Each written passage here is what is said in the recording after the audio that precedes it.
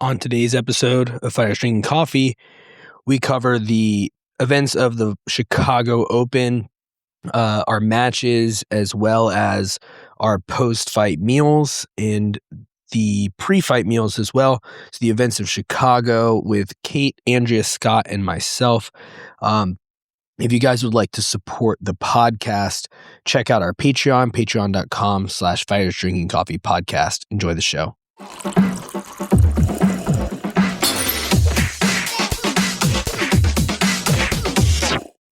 Welcome back to Fighters Drinking Coffee. Yeah, lots of sports. Speaking of sports.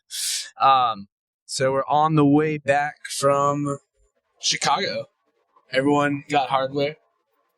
Everyone had good matches. Scott won gold. Kate won silver. Leo, who's not in the car, won gold. Andrea and I both double bronzed because we had to make up for single bronze. But I mean, overall, it was a good weekend. We had some sweet chow afterwards too. Kate really got to double chow, which is pretty good for her. I guess before we get in the nitty gritty, favorite things about the weekend. Who wants to start? Andrea? I mean, speaking of chow, that was my first ever deep dish Chicago pizza. And I don't know if it was just because I was in such a caloric deficit when I took that bite, but man, it was good. I really liked it. That was well done. Maybe a little bit mean, but I really enjoyed being able to eat the food and pass it along so everyone could get a good look and a good smell before eating it while they were still on their last day of the weight cut. Fair. So fair. Yeah, Pequods or Malnatis, guys.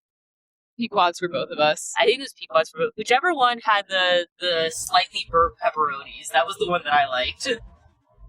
That was Pequods. Pequods, they definitely went harder. I'm team Pequods as well. Scott, are you? I'm Pequods. I mean, I'll eat both, in extraordinary quantities, but I think Pequods pound for pound is a little better. A little better. It's a little bit better. To be fair, there was no bad pizza. It was a close matchup. Yeah. I have to get it. I think that Pequod's wins by like maybe an advantage or two. Hey, there you go. Jiu-jitsu metaphor. There you go. I like the use of that. Gotta tie it all back to. That's all right. We're still eating these pizzas in the car. Just to point this out. Yeah, we have like 1.5 pizzas. We may not have gone way too hard in the paint on the slices, but it was worth it. I mean, you still get to run the analysis, guys. You could do second episode if we do one later. We can do like what's the better day 2 cold pizza. Ooh. Give yourselves a second to decide on that. We'll get deep. We'll get deep into the food. Yeah. We've already done one. We've done the systematically maintaining your weight cut on the way here. We should do systematically filling your gut with food. Systematically undoing your weight cut. We'll do that next. Yeah. Systematically getting heartburn. Oh yeah. I think. Well, in our defense, read the excess pizza. We did order the pizza immediately as we left the venue. So we were in a very different state of mind. Temporary insanity. Yeah, like Andrea and I just stepped off the mats. We're still like in our endorphin high from getting to like fight back. Yeah. Adrenaline's still pumping. I had like the biggest endorphin rush as we get in the car. So I would have. So no regrets. No regrets. No, zero regrets. Every time I do this, and like you all talk to my sister and my brother-in-law, they're like, we don't eat this stuff unless Scott's around, which is accurate. Or, well, I don't know what they do when I'm not around, but when I'm around, I often make them get this, and I'm generally the one I'm like, I'll just take care of the pizza. Let me just supply it. Due to a temporary state of gluttonous lust, I get too much every single time because I'd rather have too much than not enough. And then the leftovers can be managed. You know what I mean? So it's better to have too much than not enough. I think that This goes is America. We like excess. Yeah. I think that goes outside of just Chicago deep dish on travel. That's just how we order pizza. What are you saying? What are you saying? No, I'm saying that like This is what you do. You do too much. You would be right. too much pizza is better than not enough pizza. Because like 100% agree. especially if you're like getting it for other people, it's one thing if it's yourself, right? Look, like, you guys, it like can your be first time in Chicago, you're like, we want deep dish pizza. I'm like, you want deep dish pizza? You're getting deep We're dish getting all pizza. of it. You're gonna get it. And in to add a little color to this too, there was a moment where I was like, all right, because we didn't speak about this, so we got Au Cheval burgers afterwards as well. And so on the way. on the way to the pizza, which was a necessary flavor palette in general. Add in that it's like a Chicago delicacy, and so at one point in time, I was like, look, we probably only really need to pick one place to go for pizza. Pequod or Malnati. Now, Kate was like, I'm getting Malnati's. I want to know what this is all about, which I agree with. And I had been brewing on this idea of like, why don't we just get both at the beginning of the day, side by side them. And there's just no way not to win here. And so then when she said that, I was like, well, then it's done. We're getting both. So we ultimately got 3 different places. To pig on. Oh, true. We also went to True, the Mindy's. bakeries. Yeah, you're right. Well, 5 if you include Mindy's Margie's. and Margie's was You were like laying out all the food. because actually my favorite thing was waiting to leave for the venue and getting to live vicariously through Kate as she waited in that long ass fucking line. She waited in this like crazy block long line to get pastries for all of us, which was very nice. It's very nice of her. But yeah, it was a good way to kill some time for me because the bakery was right outside my window. I've been watching this line all weekend at this point.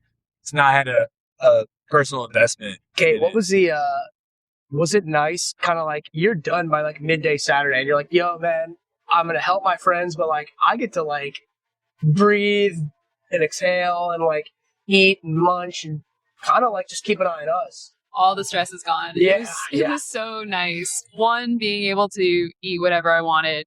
2, like a little bit of the decision making got pushed off of me that I regained on Sunday. What do you guys want to see me eat? I'll eat it. Whatever. The first meal post comp, since it was, somewhere between noon and 1, needed a little afternoon pick me up. So got a coffee and a donut, and that was the ideal combo to come back to life afterwards. But from there, I was like, I am at everyone else's disposal. I'll eat it. You tell me what you want to see. But the European style bakery, they had a lot in the window. So I was kind of leaning just towards what's going to hold the best over the course of the day. I'm eating a lot already, so let's save some for later. So we ended up with a sticky bun, which I did not know was going to be one of Mike's favorites, but ended up being one of Mike's favorites. He couldn't stop talking about it. Could not stop talking about it. A little bit of arugula and then extra donuts for me. And I think this is might have been a first for you guys because it is a new addition to the rules of the road, but we did stick to the rules of the road and hit that steak and potatoes both nights, right? Let's discuss steak and potatoes. Pre-game steak and potatoes. We actually went to the same place twice because it did it right. We will go into what we ate, but before that, I want to know y'all's take, and because now, like, Scott and I, what was going through your mind? Scott and I have established steak and potatoes as the pregame. Michael Jordan did it. And Michael Jordan did it. We've established it as our pregame. It's our, manage everything appropriately beforehand so you can do this. You feel satisfied by it. It sustains you. It's like it's not. It's kind of indulgent, but not indulgent really because it's meat. I mean, Yeah, it's very simple. I could derail this conversation talking about the merits of steak for a long Before time. Scott does his pitch I won't for do Big it. Steak, I won't y'all do know it. that he's sponsored. But They already heard it. the physical and emotional and mental impact. That's it. Of the steak and potatoes dinner the night before. Go. Please tell us. Yeah. Kate, It felt so risky. I'm so used to eating like an acai bowl or a smoothie the night before a competition just because I'm like, I know that this will go fast. I know I'll wake up late in the morning. But I was pretty far under the night before. Figured it would probably be worth a try. That I had a little bit of wiggle room. And man, it was fantastic. But I woke up in the morning even lighter than expected. So there's something to be said for that. And going relatively early in the morning at the competition, sometime around 11 or so, means I was still riding the energy from the night before, but I didn't need to have anything crazy in the morning. I was already super full and super energetic. Yeah, I can also draw upon previous experiences with IBJJF style weight maintenance / cutting. I habitually, when I first started competing on the IBJJF circuit, I was terrified of eating the night before. Like, I would deliberately starve myself for dinner the night before. I'd have maybe like a protein bar early and then like go to bed as soon as I could and then wake up, have a little bit of breakfast, subsist on black coffee until I had to weigh it. It was miserable. And I was always hungry and cranky and depleted through the entire day. And granted, part of that is because I used to cut to a lighter weight class. I used to be a featherweight, so I had to cut substantially more of my body weight to get there.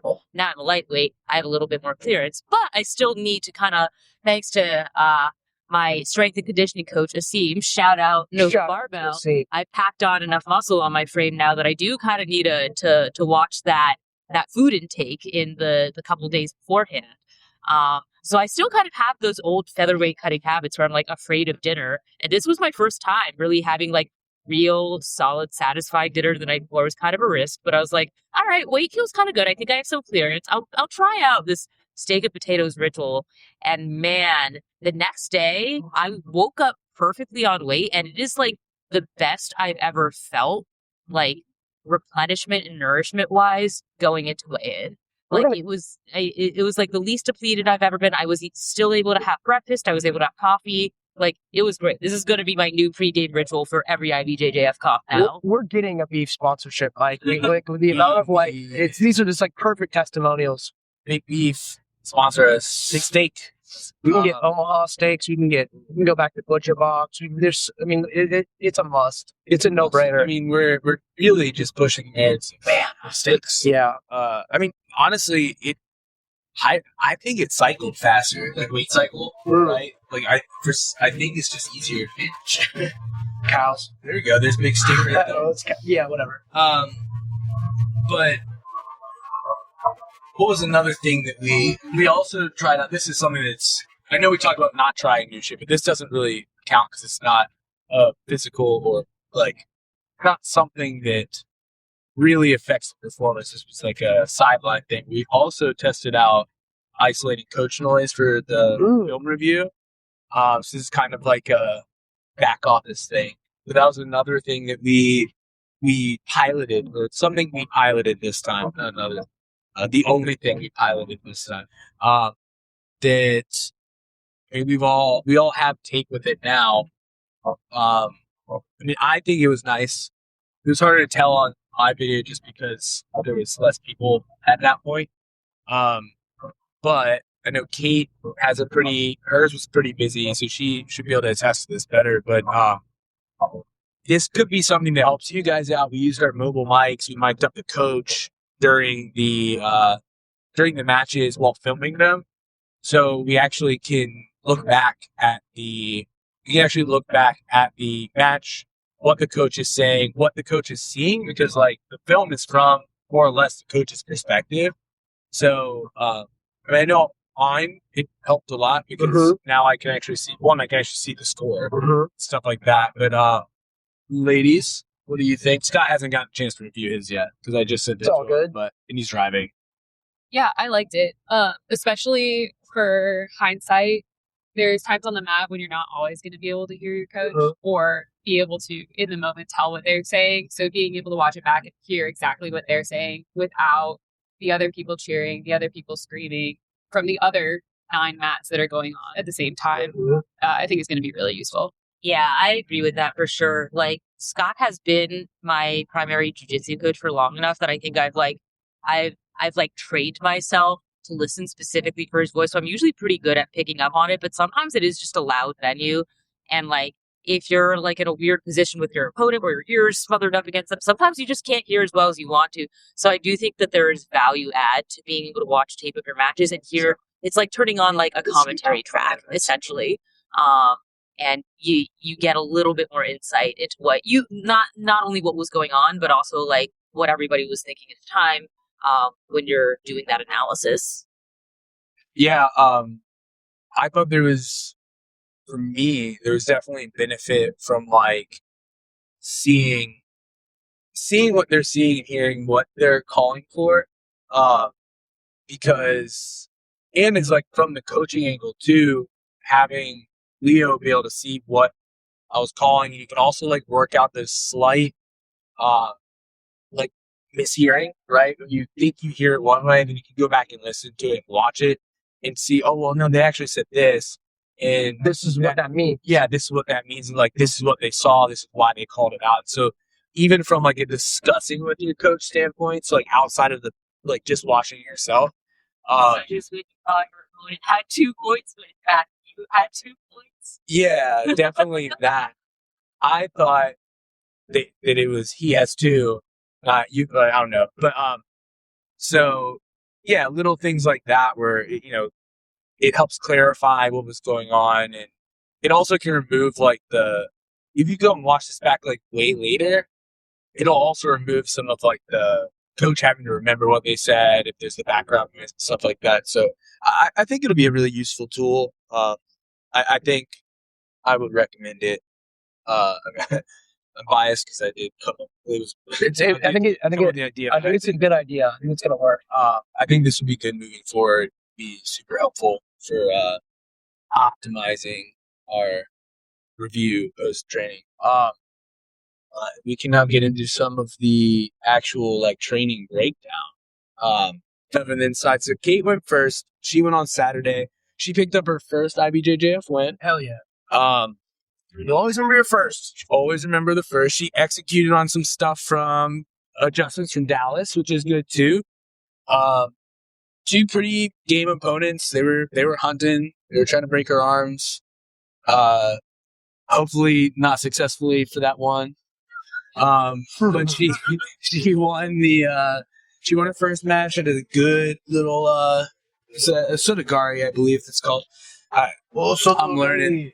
She had a nice little Sotogari, put her down, and was working from the top, which was good. Executing the game plan. Second match, girl had done her homework on Kate, and just she knew what she wanted to do, but Kate was out there. She was composed. She went out there, which is the biggest thing too. So she got to the finals, got silver. So good day in the office. But Kate, let's get your take from the inside. Yeah, I think I was pretty not anxious getting on the mat, which is improvement number 1 from Dallas. I felt really level-headed, really ready the whole time through. Get on the mats for the first. Main things I wanted to do after Dallas was do a little bit better with stand-up, have a little bit more of a plan, try to attack. Not my prettiest Asotogari, but I do think it landed and it worked. Got my takedown points, I think, in the first minute or so. Didn't have the best finish on the Asotogari, so ended up in her closed guard. But from there, knowing I was up on points, I knew, okay, we defend the lead and we attack, but we are going to attack smart. So big goals from there. What was just running through my mind was don't get swept, stay upright, stay balanced. I tried a couple times to break it past the guard. I think the guard opened once or twice. But when I started looking like I was in danger for the armbar or a sweep, I'd settle right back down in. So did, I think, pick up a penalty for stalling, which makes sense. I was sitting in closed guard for most of the time, minus my little attempts at getting out of it. But I did win that one on points. Listening back to the coach's reporting and watching the video, I was leaving my arms hanging out there. they were nice and open for the grabbing, which I do believe my opponent for the finals probably saw. And so when that match started, it was over in 20 seconds. She got me with a really nice armbar from close guard. She pulled guard right away, probably saw that I was comfortable on the feet. So she pulled guard, pulled in close guard, threw an armbar. It landed on the arm that I'm already touchy on because I've been injured there before. This was right back to my very first competition in white belt. I got armbarred twice on that arm from close guard. So it was like, oh, this is a familiar feeling. I will absolutely tap out to this one. So she was great. She did exactly what a competitor should do.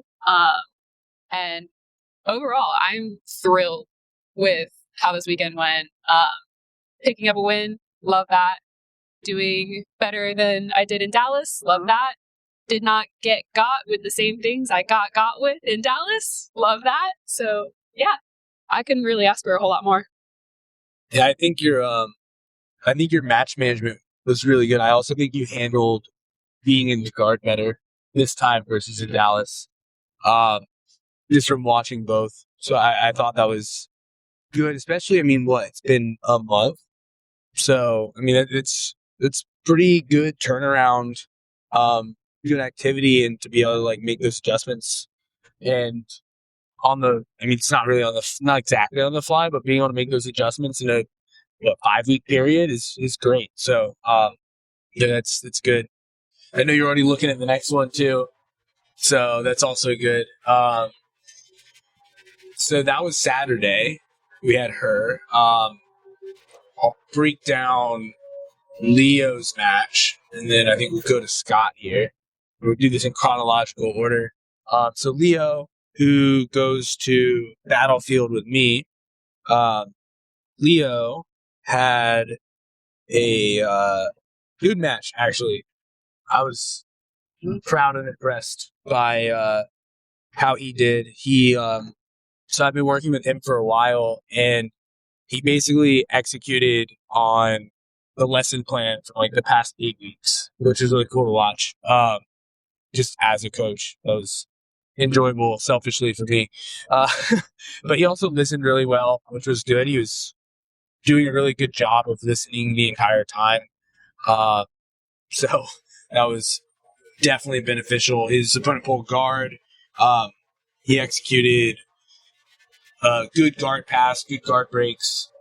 Did twice. Stole his opponent's soul with the neon belly for a moment. And just all in all, I had very few notes for him that would be worthwhile at this point. So, it was great to see. He won gold in his division, and yeah, that was a good match for him. You guys have really dialed in, coach and athlete. He listened really well. That was, from the other side, kind of watching you two work together, I thought that was impressive. Yeah, I have the benefit of, for a lot of my guys, being their main or only coach. So, getting 5 days a week with a lot of the competitors, it helps.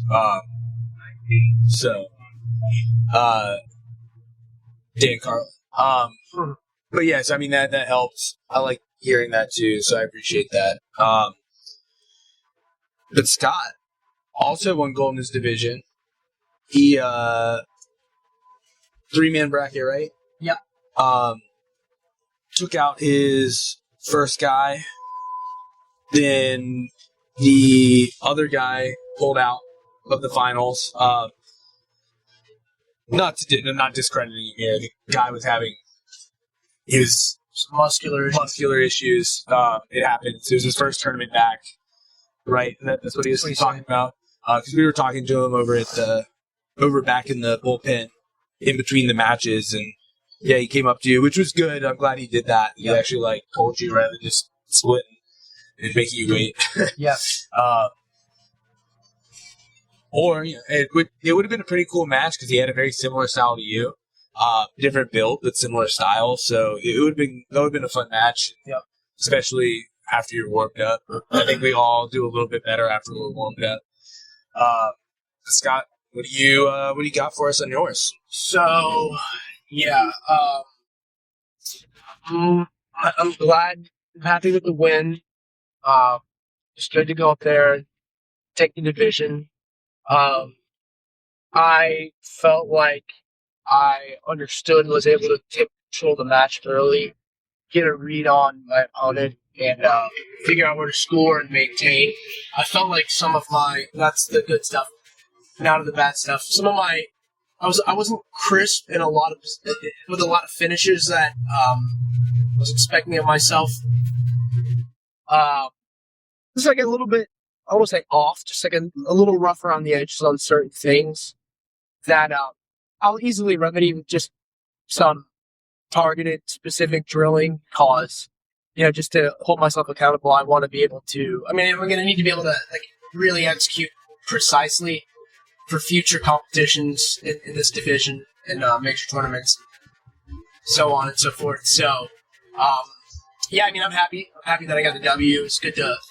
I haven't competed since Worlds, and it's good to go out and win. But yeah, I feel like I have some extra details just to keep myself hungry and aggressive and disciplined when I train.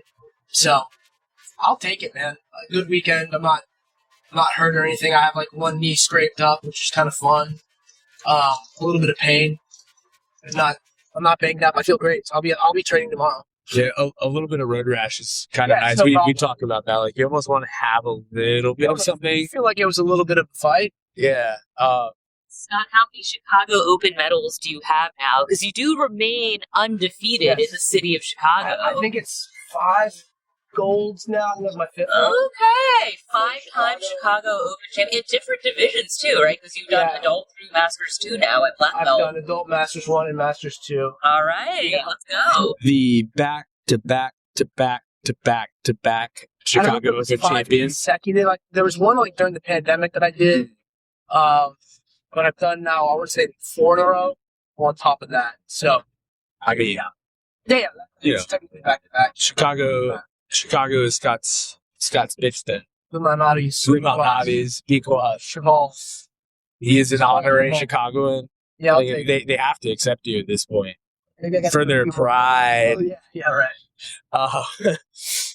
Yeah. Do you almost prefer would you prefer to have flawless execution? This is a little bit higher level. Flawless execution, or do you prefer coming away with something to work on? I think you'll come away with something to work on no matter what. If you're trying to be professional and try to use this to me is a mechanism for advancing just the overall picture of jiu-jitsu for myself and for the team, for that matter. Because it informs me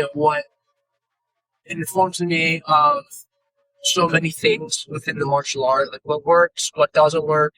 And so, I guess if I had to answer that question, and I'll use your words, a flawless in quotes.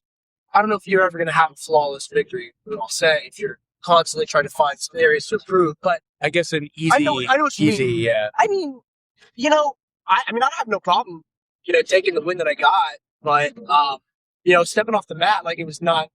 I didn't win the way I wanted to win, but I still won, man. So I'm not mad or anything. I'll take it. If I were to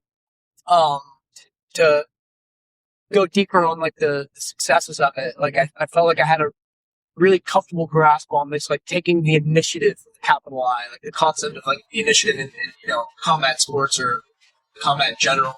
Taking that and then maintain, I felt pretty early on, this is my match, I'm going to win this, which is probably why I have this desire to want to improve upon that. Because I felt like I was all right, I've got that down. If I'm not a fool, I had to pay attention. My opponent was good. But once I started putting up points on the board, I was like, all right, this is mine. If I don't get lazy and kind of fuck off. And also at the time, I was still expecting to have another fight too. So I think you just have to keep that mental. You have to keep the game keeps going until it's done. In my head, right? The first match is the first match. I got the second match coming. I wanted 2 matches, 2 submissions. I had 1 match, no submissions. So anyways, yeah, dude, if I had gotten 2 matches, 2 submissions, I probably would have been all right, I did exactly what I wanted. That's really great and all. And if I'm still this is not the last time I'm going to compete. Just to kind of ride out this thought process. So had I done that, I still would be looking at like that is like a step of progress that I'm trying to make. Like the whole thing is about making progress consistently over time and continue to do that. Because progress doesn't end. This is like a life sentence I jokingly call it. We keep doing this until I can't do it anymore. But knowing that there will be more events, more tournaments, more jiu-jitsu matches, I would like to think that had I gotten my 2 matches, my 2 submissions, I'd still be thinking like, great, those are really good. What's the next thing? You just can't get stagnant. You can't in my opinion, you have to always have the next thing. Just what makes you successful is the desire to always want to improve, which you don't just turn off just because you've had some success, in my opinion. So, I'd aspire towards the quote-unquote flaw. Let's say executing the plan exactly how I wanted to do it, rather than calling it a flawless victory. But yeah, I know what you're saying. Even if I do that, I try to hold myself accountable, saying, all right, you can just pick 1 or 2 things. You may not have as many, if things. I'm harder to pick according to plan, because now I can say, all right, man, I still got a shitload of work to do. I have a good foundation to build upon, but it keeps me hungry. It keeps me thinking about the next thing. If that makes sense. Yeah, I mean, I guess we do always give ourselves the homework, right? I don't know what to do. Picking the 3 things. Yeah. You got to make that list of 3. Come up with where you can improve. Like you said, it's definitely easier when things didn't go according to plan. Oh yeah, than it is when things go according to plan, right? Because it's almost easier to do the homework afterwards when it's a harder day in the office. Sure. And it's the opposite, right? Like an easier day in the office means a harder time with the homework. Yeah, you're going into matches you have that's why I sent my 1-pagers to you guys on these concepts that I'll write up. You go in with a hypothesis of how you intend to implement your plan, how you take action to force a game onto someone. So that's ultimately at the root of any competition that's we're doing, any competitive sport, whatever. It's forcing action on your opposition. So you try to go in saying, I'm going to steer this in the direction that I want it to go. But as I also say, the other dude always gets a vote. The opposition always gets a vote. So you have that hypothesis, but it gets tested. So there's always this quest to get some answers on how well an idea can be applied, delivered upon. So there's always feedback. That's all I'm saying. So you just got to constantly look for the feedback and say, cool, at this win, lose, whatever, you'll get information that you can act upon. And like I said, that's the act upon thing. It just never ends. It's part of what we do. Speaking of reacting to feedback, Andrea had 2 matches, 3 matches. 2 divisions. 2 divisions, 3 matches, and she actually got to run back 2 matches. So 2 of her matches were against former opponents. So she got to run it back against her division opponent, and she got to run it back against her opponent from Worlds back in December. So, Andrea, tell us about your day at the Chicago Spring Open. Oh man, what a day. So opening match, my weight class match, did not open well for me. I don't really have any excuses for myself. I was just kind of asleep at the wheel, got off to a rough start. I've been implementing a new game plan that I haven't really played since Blue in any kind of deliberate fashion. I've run it a lot in the training room, but again, this is my second ever brown belt tournament, second ever time, I think, in IBJJF running it. So it's still a little bit rusty. I'm still getting used to it. And that might have contributed, and it might have also just been any number of other things, but in any case, regardless of the reasoning, I was just kind of checked out for the first 30 seconds of the match, and my opponent, credit to her, capitalized immediately, which I think is also something that taught me a little bit about the transition between divisions here, because it's the kind of mistake that I made more often than I should have back when I was a purple belt, but I could kind of get away with it a little bit more there. Here, I'm discovering the hard way. You can't really do it at this level, at least in my division. Mike and I were chatting about that as well, that like mistakes that felt relatively small and recoverable at purple suddenly feel like huge at brown belt just because your opponents are so much sharper and more experienced. And so, yeah, so I got off to a rough start and just like gave up a bunch of points that I normally wouldn't have. Because she like, once she was up, she was really, really good at keeping momentum going. I like panic turtled way too early. She got to my back, got to mount. I was able to ride it out and I was able to go the distance with her, but she had just such an early lead on the scoreboard so early that like it wasn't really something that I could realistically come back from. I wound up like reversing the position and eventually getting to like a decent attacking position by the end, but by then it was like too little too late. So I was not happy with myself. I was very much in this mode of like, I brought dishonor upon myself and my family name. I need to seek out redemption now. And so I think the first thing I said to Scott when I got off that, he was like, how do you feel? I was like, I need to sign up for the absolute right now. It's like, I will not, it is the only thing that this default bronze is good for. And he was like, okay, calm down. Like, we can do that. Like, cool off for a second. Like, make sure that's what you really want to do. So I took a breath and I was like, no, it's still something I want to do. I really want to get the bang for my buck. We came all the way out here. Scott drove us 10 hours. I want to get my reps in. Like, part of why I'm hopping into this is because I'm a new brown belt and I want to get those reps in and like get those matches against good opponents. And like, you know, where those opportunities exist, you want to take them. You want to hop on them. And as it turns out, the IBJJF gods, smiled upon me and they favored me with an immediate rematch against the girl who had just beaten me in our weight class division. And so this time, Scott gave me a little pep talk beforehand and it was like, look, like, you know your game plan, you know where you're good, you just have to be mean and like aggressive right out the gate. You gotta get connected quickly. You can't be reactive. You can't like kind of be slow to pull the trigger. You immediately have to put her on defense.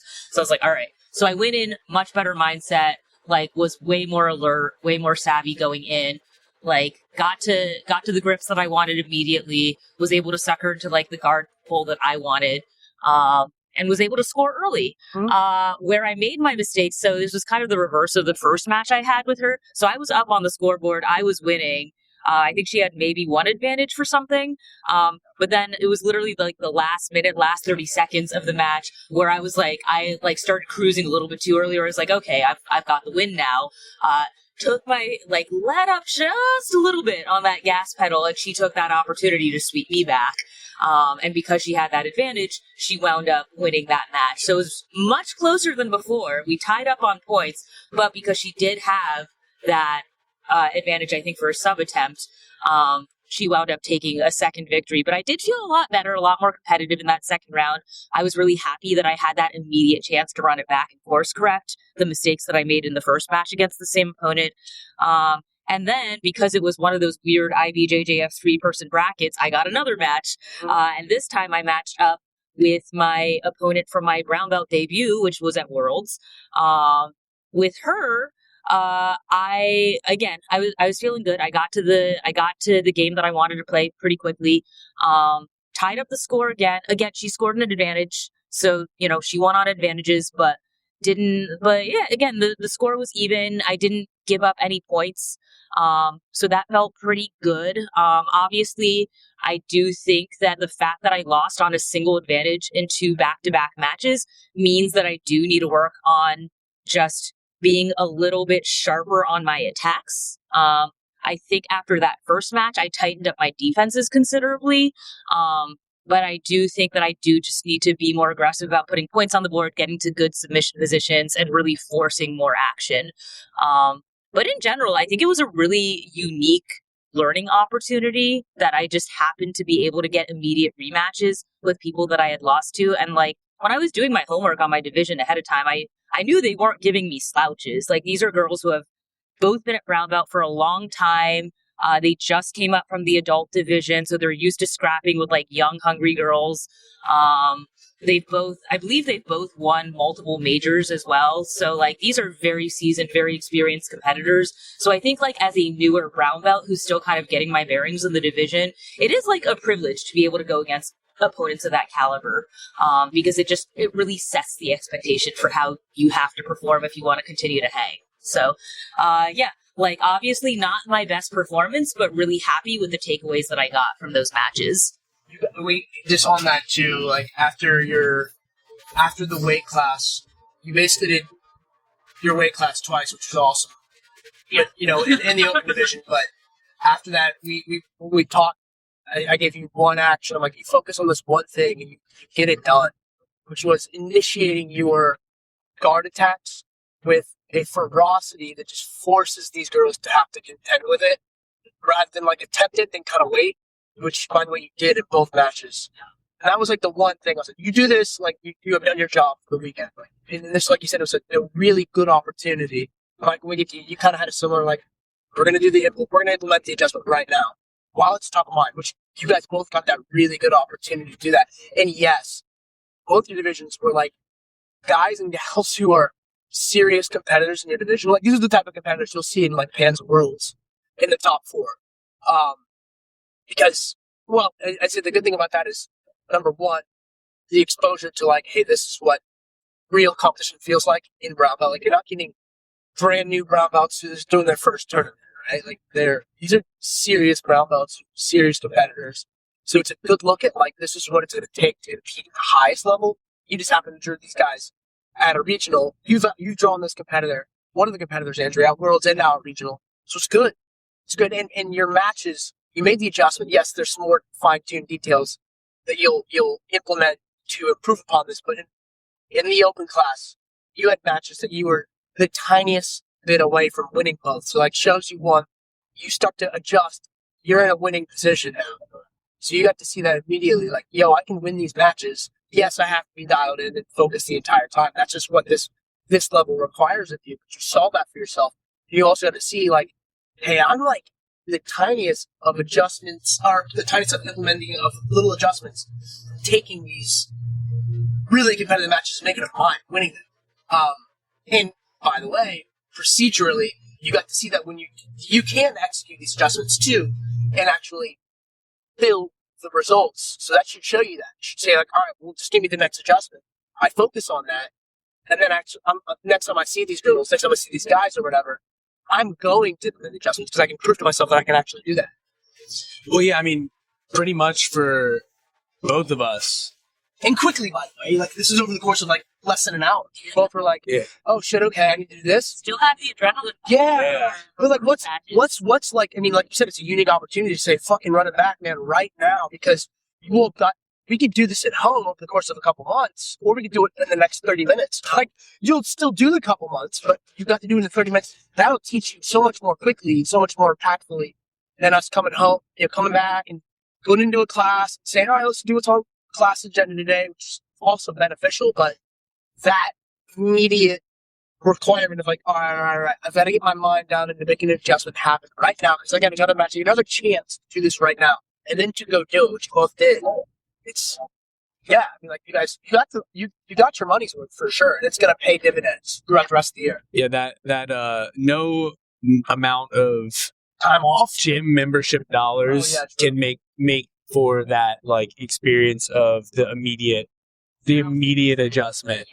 I watched your first fight back, and I think this also rings true for me. Is like it's literally one offensive action from our opponent away from winning. Yeah. Right? Like that triangle attempt that she had on you was what won her the match. Yeah. Right? Like it's that one offensive action that changes the tide, right? And yeah, I mean, it makes a huge difference. And having had a similar thing, I also got to run it back with my opponent. I actually signed up for Absolute because I saw him sign up for the Absolute. I was like, I was kind of like, maybe I won't. And then he was signing up. I was like, well, I need to do this now. Yeah, I was like, I will go against him. But they decided to do double rematches for the quarterfinals for that one. The other side was heavyweights, and then the featherweights were on. That was my division. We got to fight it back too, so that was kind of cool. Yeah, first match. So my division was, there's some killers. They were willing to wrestle, which is not something I get a lot. So I was actually kind of excited when I got to watch my division start, watch them wrestle it out. And so I was like super excited. I had a little bit of intel on the guy I ended up getting for my division because I'd watched him the day before. So I knew what his shot was. I knew what he looked for. He looked like specifically like want to single with off his lead leg. So I kind of had an idea of what to watch out for there. But similar to Andrea, I was used to being able to get away with a little bit of like complacency in the purple belt division, a little bit of laziness in my wrestling, not having to quite be as crisp because I don't normally go against wrestlers, even the ones who do decide to stand with me. They're just not. You don't always run into good wrestlers in jiu-jitsu, like especially in IBJJF. So first match, I was doing really well in the hand fight. I was winning the hand fight. The guy actually specifically told me afterwards, like, dude, your hand fighting is really good. So that felt nice. But he did choke the shit out of me. So he won that one. I had it was a good setup, but a really poor executed shot that ended up with me underneath him in 10-figure guillotine. And I was not happy with how it happened. Like sometimes sometimes you get submitted and you're like, you know what? Like the dude earned that one. But I felt like that was, not a acceptable way for that match to go, considering how I felt leading into it. So, went into the absolute division, drew him first round, and I was like, yes. And I had what I think might be my favorite match I've had in my career. Like even though it was a loss, this one, I think that was the most fun I've had on the mat. And probably it's definitely one of those it's a loss. You're actually proud of the performance. I felt good about it. A loss I didn't mind taking because of, putting it all out there, leaving it all out there. We battled it out for the full 6 minutes. Super back and forth. And this guy, super legit wrestler from Iowa. He wrestled in college. He had some really good.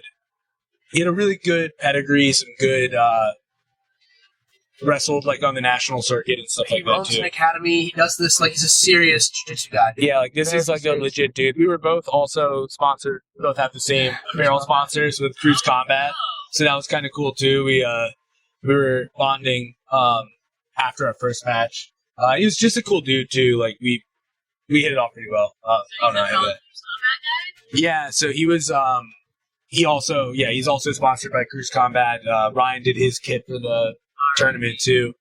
So that was a cool little thing that came out of that as well. But second match, so Scott had told me, he was like, dude, just hand fight, clear the hands, do your thing. You're doing it right. Let's just be more conscious of getting underneath, start doing the snap downs, looking to do to him what he did to you. So right off the bat, that was what it did. I was just hand fighting, doing my game there, tossing him around on the feet, honestly, getting him really off balance, wearing him out there, really executing the game I should do when I'm on my feet anyways, which is slow, patient, pace control, heavy on the head, heavy on the inside ties, active, but kind of similar to what Jason did, what we talked about with Dallas, right? Patient, committal when you need to be, constant threats, explode through when it's time, and really just working the feints, knee tapping, keeping him on his toes. It was forcing some mistakes for him, tossing him around. I didn't know it, but I did go up 2 points for most of the match. I thought it was flipped. I thought they gave him the 2 on it, but I forced a fleeing call. So he shot in. I threw the guillotine on as we went out of bounds. They gave me 2, but I thought they gave him 2 and reset it because of the submission. So I just misunderstood. So that was just a, me thing. Also being blind and not being able to read the scoreboard when I looked at it. Tough. I thought I was on the bottom of the scoreboard. But we got back on the feet. We were going at a couple close foot sweeps. So I might have to start adding more of those into the game. That was something I just decided to try out because I had him tired and standing up straight. I could feel him getting tired. He scored 2. I got out of it pretty quickly. And I almost had 2 after that. Which he got an advantage on because he grabbed that guillotine. You tried the guillotine, but this time you actually, you said, no, sir. You tried the same guillotine, broke it. This is another, you made an adjustment from the first match. Actually, you made several adjustments, but that's the one that, and we had talked about it where it was your division was 3 Michael Sutherlands. Yeah. So it was going to be all right, everyone wants to fight the same way. Everyone's going to be forward and aggressive with their attacks. So if you're going to do this to them, what they want to do to you, your forward aggressive attacks, your hand fighting has to be crisp because these guys are going to try counter guillotine. You know this now. Yeah. And so they're going to do to you what you want to do to them. So you just have to do it better and more correctly, which then means patience and precision execution, which you did, or leverage their be so patient that they get frustrated and they try to make something happen. Do to them what they want to do to you. Fucking grab their head, score, counter guillotine those guys. You did both. I mean, you guys did go back and forth with the same attacks. He tried to counter guillotine you. You got out of this one. You broke it. So you immediately took the threat that he used the first time, and then you adjusted on that and denied it. And you did that to him. Yeah. You scored off of the guillotine. Per our discussions, you knew that would be an opportunity and leverage it for success. And had you known that you were winning, you might have played the last minute. Yeah, I might have done it a little bit different, which is fine though. But like Andrea's, it's these are like what you see there is oh, okay, I'm a tiny adjustment. This is a winnable match for me. Yeah, and once I had him tired too, I had him he was leaning in, he was basically leaning on me, and I started working those snap downs. Yeah, I mean, I had him pretty wore out, which was good. I felt great. Again, thanks to Asim. Shout out to Asim. Discount code I love coffee. That's it. But yeah, that was a good match. Again, one of my favorite matches I've had. Probably, might be the number one. Getting to really bang it out on the feet, right? Really shoot it out. Have a nice standing shootout, looking for the same things. Have a few little nice little mat burn and scrapes and feeling something after the match. It's we were talking about, right? It's one of the ways that you feel something. Yeah. After you do this enough times, a good match is the only way you have that feeling of I don't know. It's that adrenaline, right? I get why people jump out of planes because I do this. I guess I don't know. I imagine that you have to jump out of higher and higher planes the more that you do it or something the crazier jumps. Yeah. Thirst for danger. So yeah, overall, so that was, another 3rd place finish, but I was super happy with that one. Win, lose, that's the one. It's dude, win, lose, or draw, that's match. That's the match, right? Yep. You guys got everything out of that tournament. So, it was good. Lots of data, things to work on. I know that I'm going to subject everyone tomorrow to some wrestling stuff. That's the way to do it. That's what they get. I go collect the data and I force them to work on things I want to work on.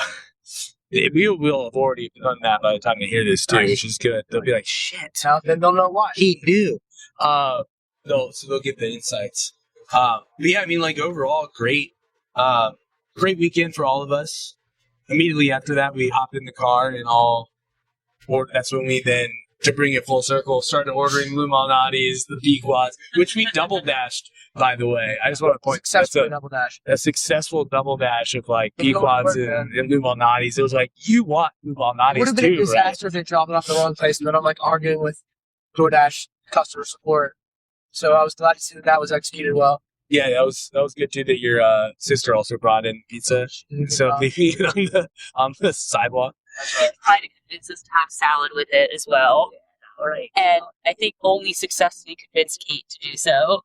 Leo had a couple ice. I did almost excommunicate Leo from the morning class because I thought he ordered a salad at Oshaval. He smashed her. But he got a burger. But I thought he said, when he came over, I thought he said that he ordered a side salad. I was like, dude, no. Scott was starting to leave him in Chicago, even though he was staying here. I did leave for Chicago, but We did leave Leo in Chicago. disgrace. Chicago Instead has of him now. honors. Yeah, he would have been disgracefully left in Chicago. He was honorably left in Chicago. Yeah, he stays with honors. He does. Yeah, I mean, great weekend. I don't know if you guys have any other takeaways.